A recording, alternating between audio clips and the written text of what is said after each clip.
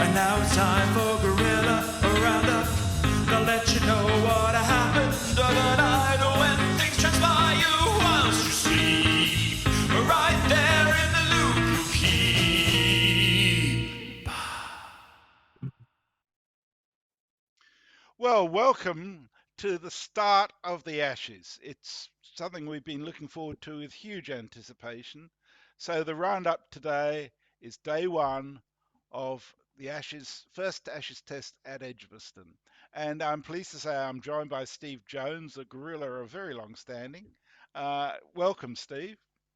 My pleasure to be here, Messrs, and thanks for the honour of doing the first day of the first test of the Ashes Series 2023. Very honoured. Thank you. And I should say that we're doing this in conjunction with Ponting Wines, which I'll mention a little later on, but there's a 15% discount on Ponting Wines available by clicking on our website and going through the link there. So I'll start with a brief summary of the day's play. It was a fine day at Edgbaston. England won the toss. Stokes didn't hesitate in saying they were going to bat, which Australia said they would have done too. And I think it's fair to say the wicket was a bit flat, offered very little to anybody, a little slow, if anything. And England went out in their normal attacking style, but Duckett fell quite early for 22. 12. Sorry, for 12, followed by Ollie Pope, who was LBW to line for 31. Zach Crawley fell to a catch off Boland to Carey for 61. Harry Brook was the next out, most unluckily bowled by line for 32. Stokes was there for 8 balls and was out caught behind for 1. And then Bairstow and Root made merry. Bairstow was eventually stumped offline for 78. Moeen Ali was short and sharp, 18 off 17 balls. Stuart Broad made an ugly 16 in my judgment, some very weird shots. And at the end of the innings, Joe Root was 118 not out. Ollie Robinson was 17 not out. England were 393 for 8. And to a lot of people's surprise, including mine, England declared with half an hour to go to stumps to give themselves a chance to bowl at Australia at a time when they were scoring at a run a ball and in a good position to press on a bit further. Australia, in reply, faced just 4 overs and ended at stumps at 14 for no wicket. There seemed nothing in the wicket. There seemed very, very little threat from the ball. Warner was 8, Khawaja was 4. So the state of play is Australia 14 for no wicket in reply to England's 393 for 8 declared. So that's where we stand. Steve, your impression of the day, your sense of where we're at and what struck you the most about today's play? Well, I suppose the interesting part about the day was in all the build-up has been around this idea of this new brand of cricket that England have adopted over the last 12, 15 months or so. Call it what you want to, but it is an exciting brand of cricket coming up against what is, I think, indisputably a really, really good Australian bowling attack. You know, they are the WCT champions after all, given their performance last week against India. And I think they put the Indian batting in their place last week. So I think that challenge was going to be quite interesting. And from the very, very first ball, that beautiful cover drive from Zach Crawley to score 4 really set the tone, and England carried on really playing in that sort of way. Australia, give them credit, pegged away in a typically professional, talented, capable way.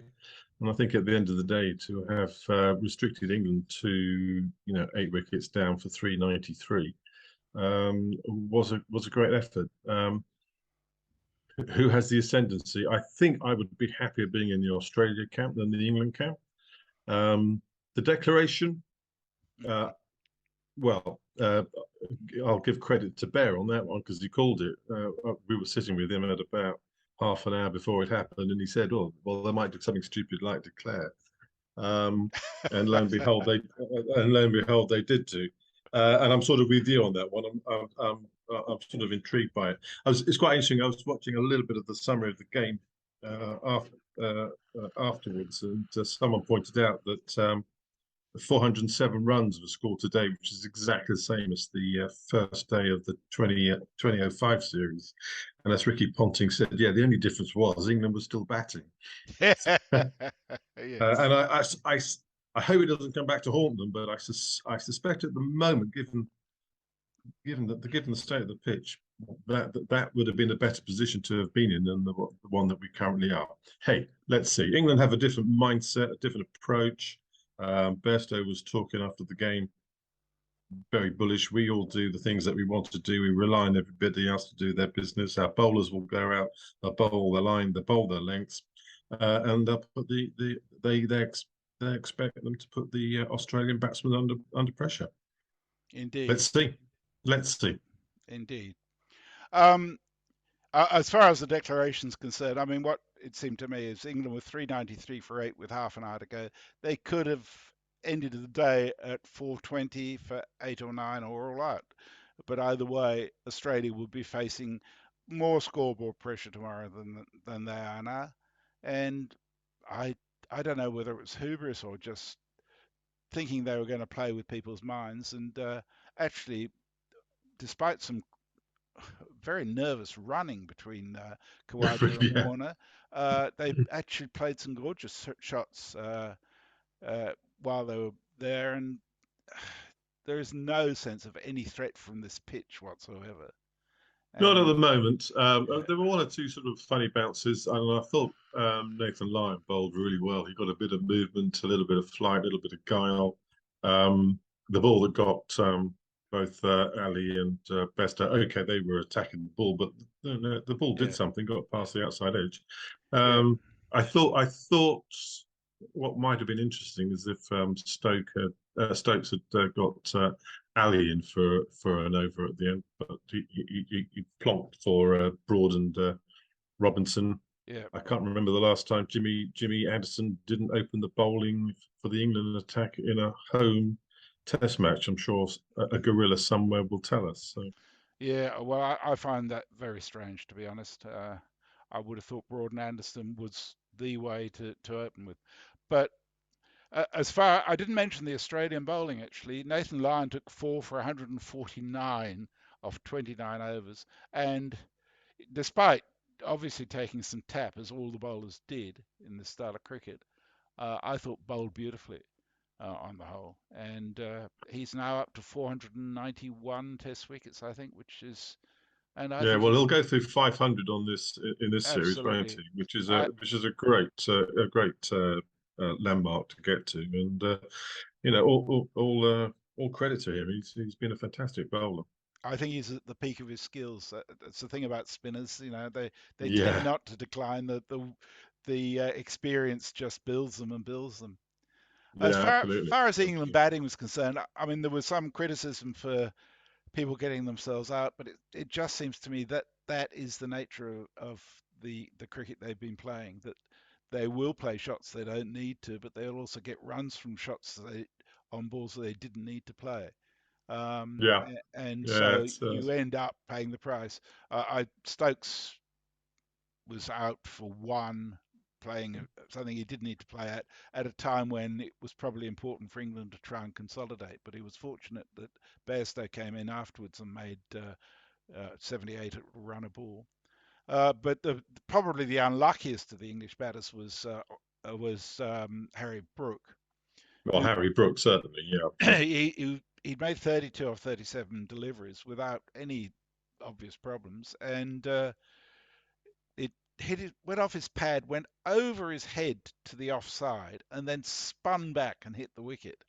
The And middle stump, not just the yeah, wicket. It was yeah. smack in the middle of the middle stump. You know, yeah, So I don't think I can't recall seeing a dismissal like that. Actually, I no, must admit. it So was yeah, very unlucky. But then unfortunate. again, I suppose we all get the luck when the ones that don't hit the wicket that we thought were going to. So sooner or later, one's going to have your name Yeah, on it. there were a few of those. What what do they call them now at Guerilla? Vatican Paper slices, yes. Vatican slices. There were one or two of those earlier on. I mean, Yeah, Duckett did one quite early on, yeah, but that didn't really cost a lot because he was gone. But again, it was sort of quite surprising. Even with Duckett, he was gone quite early on, and then I looked. He'd scored 12. I thought, bloody hell, Well, Crawley made 61 from 73 balls, and he played some beautiful shots, but he never looked secure to me. He should have been given out caught behind on 30 when he nicked one, but nobody appealed because they didn't realise he touched it. And I thought, well, it's not going to last. Notwithstanding the beautiful shots, there are too many times of danger for him when he's just not got the defence to deal with it. Well, it's the weakest part of his game, and Yeah, the coach says, attacking is the better part of his game. He might as well play with that rather than yeah, try to defend. yeah, Seems extraordinary to me for an opener, being an opener myself. That was sort of the rock of my game for 2 or 3 overs. But hey, yeah, yeah, it's a different mentality, different talent, quite frankly. So, hey. yeah. Well, Carey got five dismissals, including two stumpings, although he did drop one that didn't prove all that costly. There were a couple of Bairstow, actually, wasn't it? Yeah, it yeah, was only 20 runs or so, but it was. I thought that was a poor drop, actually. I must it admit. So, was, yeah. mm. And Head dropped a difficult one at deep point, uh, which if he caught it would have been a blinder, but he had it in his hands and it got knocked out as his elbows Mm. hit the ground. But again, that was Harry Brook, and again, it didn't cost a lot of runs. I don't think Yeah, it's only 10 runs or something like that yeah, before Line got him with that sneaky lob over his head off his thigh pad onto middle stump.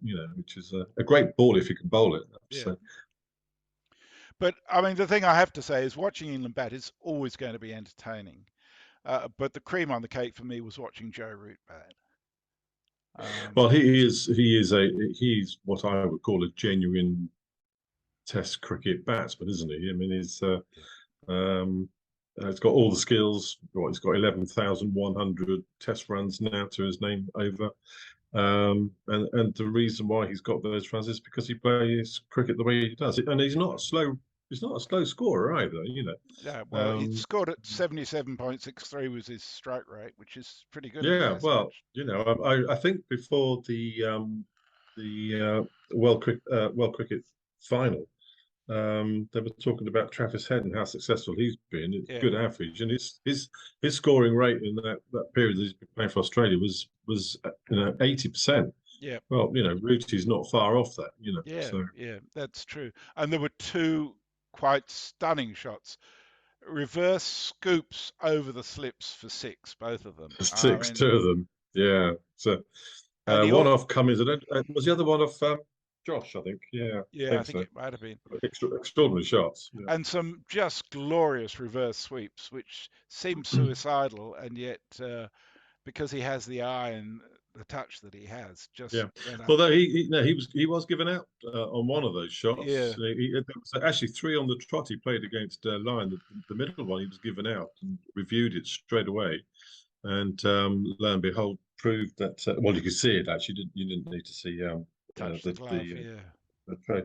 It had clipped the glove, and then the very next ball he did exactly the same. yeah. It's, Now, tomorrow, who knows?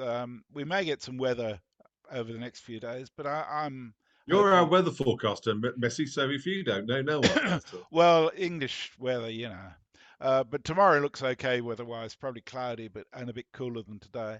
But probably some rain on the remaining 3 days. But hopefully not enough to wash stuff out. Um,